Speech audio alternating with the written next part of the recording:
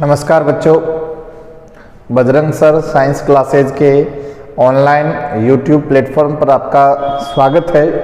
आज हम पढ़ने वाले हैं ओम के नियम के बारे में कि ओम का नियम क्या होता है। आपने कक्षा 10 में अच्छी तरह से पढ़ लिया होगा। आज हम दोबारा से रिपीट कर रहे हैं। बहुत ही परीक्षा की दृष्टि से बहुत ही इंपॉर्टेंट क्वेश्चन यहाँ बन रहा है हमारे पास, ओम का नियम। और ये क्वेश्चन इस पार्ट से इस बार परीक्षा में पूरा पक्का आने वाला है, तो अच्छी तरह से आपको पढ़ना है। तो सबसे पहले हमें प्रायोगिक सत्यापन भी हमें आना चाहिए, उसका डायग्राम जो है वो भी हमें अच्छी तरह से आना चाहिए। देखो, सबसे पहले क्या है, एक संयोजी तार लेते हैं। उस संयोजी तार के अंदर हमें एक तो बैटरी और एक क्या जोड़ते हैं, कुंजी जोड़ते हैं। कुंजी के द्वारा क्या किया जाता है, धारा को चालू और बंद किया जाता है। ठीक है। और इस बैटरी का संबंध हम किससे करवाते हैं, एमीटर से। एमीटर का संबंध हम प्रतिरोध से करवाते हैं। प्रतिरोध का संबंध हम वोल्टमीटर से भी करवाते हैं। किससे करवाते हैं, वोल्टमीटर से। और इस प्रतिरोध का संबंध हम वापस किससे, धारा नियंत्रक से करवा देते हैं। तो इस प्रकार हमें क्या प्राप्त होता है, एक प्रायोगिक सत्यापन प्राप्त होता है। किसका, ओम के नियम का। बहुत ही अच्छा, बहुत ही इंपॉर्टेंट क्वेश्चन है। परीक्षा की दृष्टि से आप अच्छी तरह से पढ़ के जाइए और इस क्वेश्चन को अच्छी तरह से अपने बोर्ड की परीक्षा में लिख के आइए। ठीक है। तो किसी निश्चित ताप पर, इसका ओम का नियम क्या कहता है वो भी ध्यान रखना कि किसी निश्चित ताप पर किसी विद्युत परिपथ में, ये जो परिपथ बन रहा है वो कौन सा परिपथ है, विद्युत परिपथ है। क्योंकि इसमें क्या प्रवाहित हो रही है, धारा प्रवाहित हो रही है। तो धारा प्रवाहित हो रही है तो वो कौन सा पथ होगा, विद्युत परिपथ। तो किसी विद्युत परिपथ में धातु के तार के दो सिरों के बीच, धातु के दो तार है, उन दो सिरों के बीच उत्पन्न जो विभवांतर है, उत्पन्न जो विभवांतर है वो विद्युत धारा के क्या होने वाला है, समानुपाती होने वाला है। इसके द्वारा जो यहां से विभवांतर उत्पन्न होगा वो विभवांतर इसमें प्रवाहित होने वाली धारा के क्या होने वाला है, समानुपाती होने वाला है। अर्थात तो यूं कह सकते हैं कि V समानुपाती क्या होगा, I होगा। V समानुपाती क्या होगा, I। अब इस समानुपाती के निशान को हम क्या करने वाले हैं, हटाने वाले हैं। जैसे हटाएंगे तो V बराबर में क्या आ जाएगा, IR। क्या आ जाएगा, IR। अब ये RI भी लिख सकते हैं। क्या लिख सकते हैं, RI। अब R यहाँ क्या है, R यहाँ क्या है ये हमें बताना है।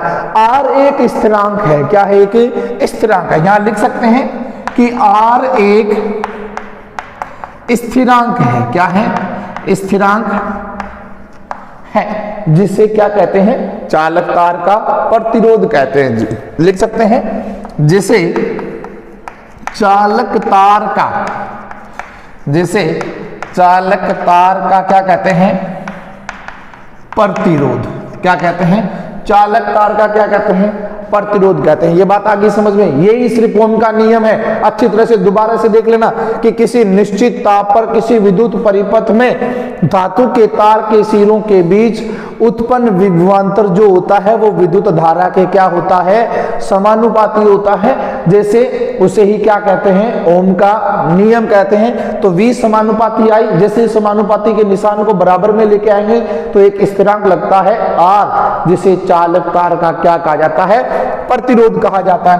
अगर अपन प्रतिरोध का मात्रक निकालें, प्रतिरोध का मात्रक निकालें तो प्रतिरोध का मान ज्ञात करना पड़ेगा हमें। तो V बराबर RI है, तो R बराबर क्या हो जाएगा, V बटा I हो जाएगा। R बराबर क्या हो जाएगा, V बटा I। अर्थात प्रतिरोध बराबर क्या आ जाएगा अपने पास, प्रतिरोध बराबर विभवांतर बटे धारा, विभवांतर बटे विद्युत धारा, ये भी लिख सकते हैं आप।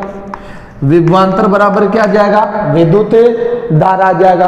अब विभवांतर जो होता है उसका मात्रक होता है वोल्ट। क्या होता है, विभवांतर का मात्रक क्या होता है, वोल्ट होता है। क्या होता है, वोल्ट। और विद्युत धारा का जो मात्रक होता है वो क्या होता है, एम्पियर होता है। क्या होता है, एम्पियर। तो विद्युत विभवांतर का मात्रक वोल्ट और धारा का मात्रक एम्पियर होता है। तो वोल्ट बटे एम्पियर किसके बराबर होगा, ओम के बराबर होगा। किसके बराबर होगा, ओम। और इस ओम का एक साइन होता है इस प्रकार।